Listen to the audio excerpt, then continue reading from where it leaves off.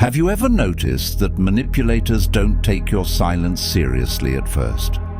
That's not confidence, it's denial. When you walk away cleanly, the first thing they feel isn't respect. It's disbelief, because manipulators don't see relationships the way you do. They see systems, patterns, predictable loops. And in their experience, people always come back. They come back to explain. They come back to soften the exit. They come back to restore harmony. So when you disappear without ceremony, the manipulator assumes one thing. This is temporary. They tell themselves stories. You're emotional. You'll cool off.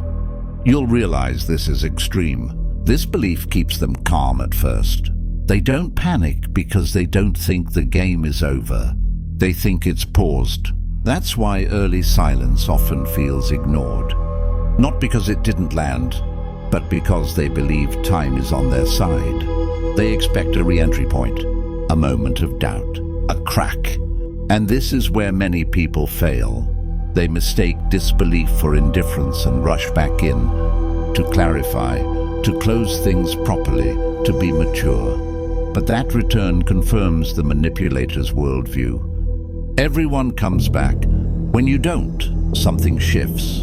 Days pass, then weeks, then silence becomes a pattern, not a mood. This is when disbelief turns into discomfort.